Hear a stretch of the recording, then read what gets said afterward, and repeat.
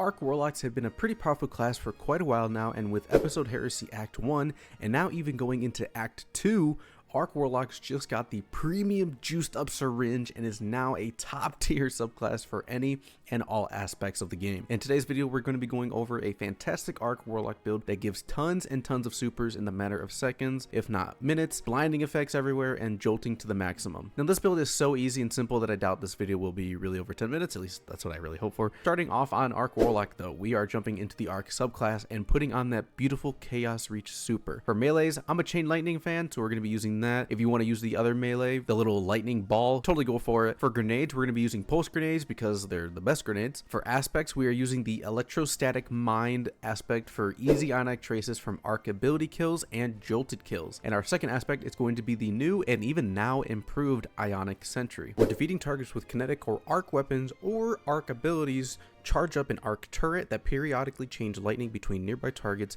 granting a stack of bolt charge, which is my favorite, with each hit. And when you deploy the Ionic Sentry, it blinds nearby targets on the initial impact. For fragments, we have Spark of Discharge. For Bolt Charge, Ionic Trace pickups. Spark of Frequency to enhance our Bolt Charge by doubling any source of Bolt Charge, so instead of one Bolt Charge, we will get two. Next is Spark of Shock to allow our grenades to jolt, and Spark of Beacons to allow our Arc, Special, and Heavy Weapon final blows to create a blinding explosion. For weapons, starting with Primary, it's very recommended to just use a simple kinetic weapon, more specifically the newer Fatebringer that came out with its most recent Vogue loot pool update, where Vogue weapons also now get Time Lost magazine. And luckily for me, I got Osmosis and Elemental Honing on mine. With Osmosis, whenever I throw my grenade when I have the Fatebringer out, it would turn my Fatebringer into an arc Fatebringer, and with Elemental Honing, I just get to do bonus damage when I hit enemies with my abilities. Elemental Honing on an elemental weapon does up to 30% extra damage, and if I keep my Fatebringer on just kinetic, then I get to do up to 40% extra damage at the max stacks of Elemental Honing. This combined with the artifact perk I will mention later will even boost the weapon damage of weapons that hold Time Lost magazine, which in this case is Fatebringer, just making it even better. All this is just because Ionic Sentry weaponry wise, this will only build up on kinetic or arc weapon kills. For our secondary, we're running the Delicate Tomb Exotic Fusion Rifle. This weapon also generates ionic traces on powerful enemy kills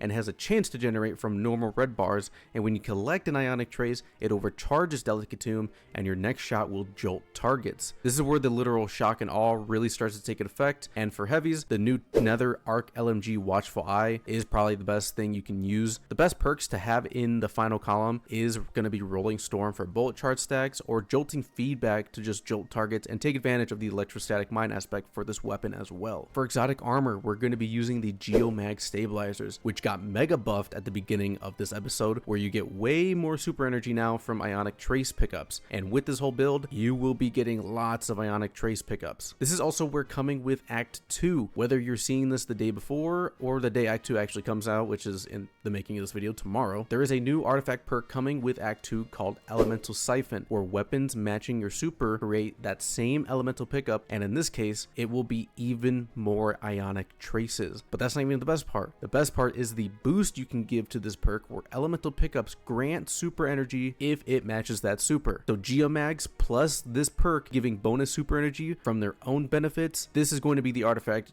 to go for when Act 2 begins. Also, we're not done yet. There's another new artifact perk you can absolutely run to make your Chaos Reach super do way more damage, and this is going to be the Limit Break artifact perk, where when you are critically wounded or have an elemental buff matching your super, in this case it would be amplified or even bolt charge, I would think, this will grant you an increase to super damage. I mean, with these perks alone for the rest of the episode, Chaos Reach Warlock just got completely buffed even more, and you should just 100% have this build in one of your loadouts for the rest of this episode. For our armor mods, I'm running a heavy ammo finder, a 1 energy arc siphon, and if you can fit it, I put on a special ammo finder as well. For gauntlets, we have 1 fastball and 2 impact inductions. For the chest plate, we have 1 concussive dampener and 2 resist mods for whatever enemies we are facing in set activity that we're going to be in. For boots, we have 1 recuperation, 1 better already, and 1 arc surge. And for class item, we have 1 time dilation, 1 powerful attraction, and 1 bomber. For artifact perks, this is what I'll be using when Act 2 begins, or if you are watching this the day of Act 2 releases, then do this now.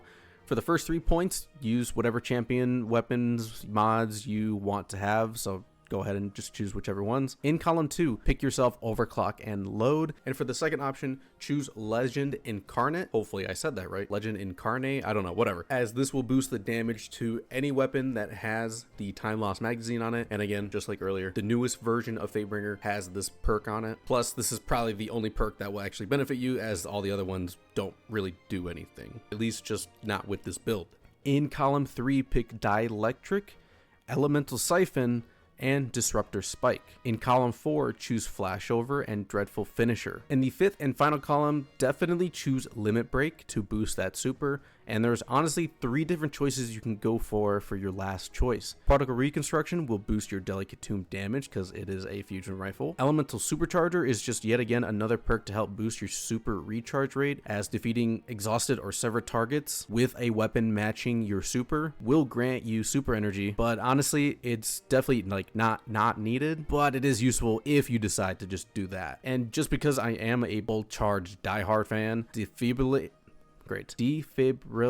Blast will be a great choice to get healed when Bolt Charge is procced, and to just gain an instant max stacks of Bolt Charge when stunning a champion. Either 3 of these will benefit you greatly, so choose what you would like. But that is it with the build. It's just a constant ability spam, jolt spam, blind spam, Bolt Charge spam, Chaos Reach spam. Literally everything arc in your kit and weapons will constantly be beneficial, especially with your artifact perks just either boosting your weapon damage, making targets deal less damage to you because of jolting, buffing your super, and buffing your super recharge rate. Everything in this build is constantly just helping you in the background and as you simply play. But if you enjoyed this video though, please drop a like and let me know in the comments what you think of this build, and if you tried it out, definitely come back and leave a comment on how fast you get your super back. Share this video out to any of your buddies that play Warlock.